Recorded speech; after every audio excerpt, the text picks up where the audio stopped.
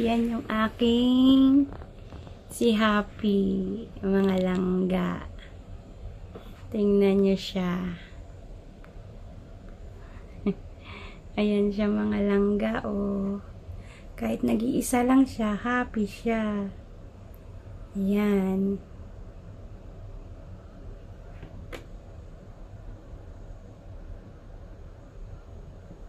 Happy.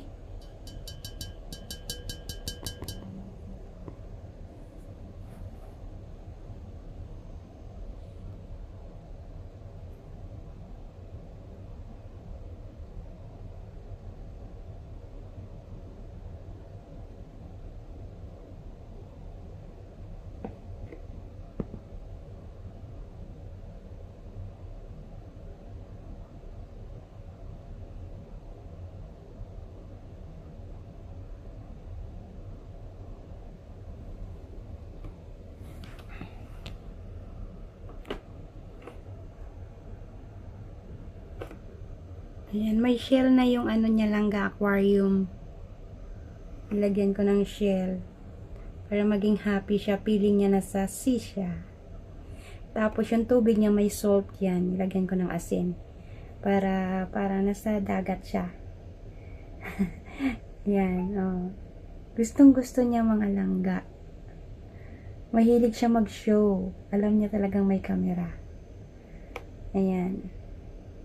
Minsan sumisisid siya sa baba. Ayan, oh. Minsan dyan siya sa may shell mga langga.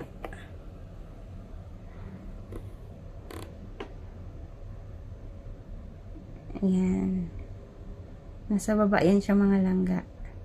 Tinitingnan niya yung pagkain niya. Alam niya mga langga na pagkain niya yan, oh. Alam niya. Alam niya na pagkain. Tsaka may picture na isda. Tingnan nyo. May picture kasi yan na isda. Kaya alam na alam niya. Tinitingnan niya mga langga. Pinagmasdan niya. Sabi niya siguro pagkain ko yan, ah. Pagkain mo to. Ayan kasi mga langga, oh. Tinitingnan niya. Tinitingnan niya.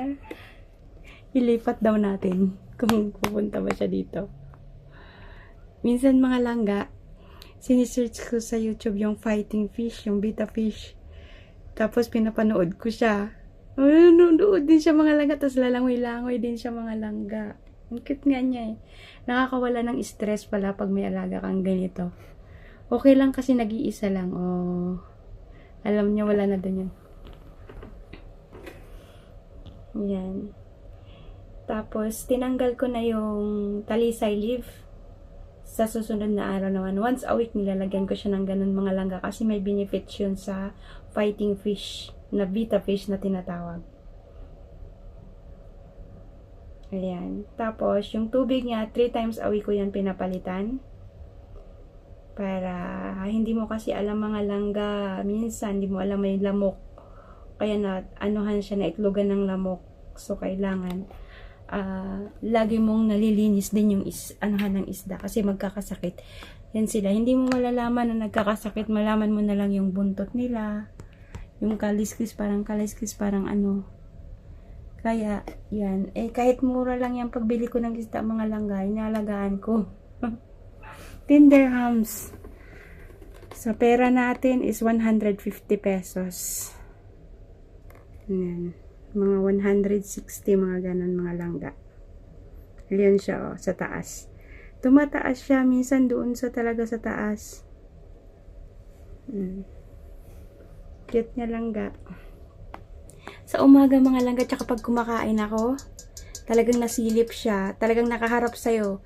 Minsan, videohan ko siya pag kumakain ako, tapos pakita ko sa inyo kung nakaharap din siya mga langga. Parang naano siya, naiinggit. Kaya binibigyan ko siya ng pagkain. Yan. Hindi ko siya pwedeng dagdagan ng isa kasi inaaway niya. Hindi siya pwede. Ayan. Blue. Babae yan siya lang guys. Kaya ang pangalan niya Happy.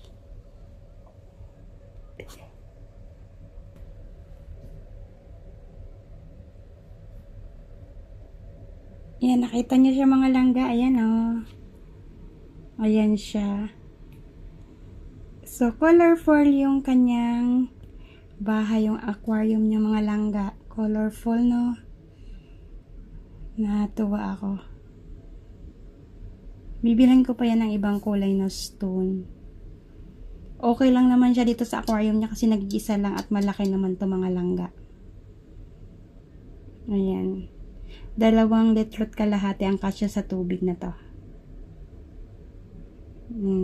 Diba? 3 nga yata langga yung 3 litro kasi malaki siya. Doon siya sa ilalim, oh. Apaka ano niya langga pala yung mga isda na yan. Show masyado.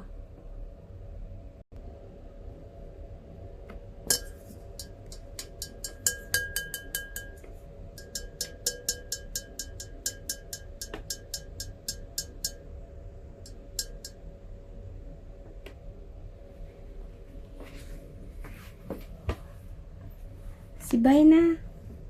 Bye na, Happy. Ayan, si Happy.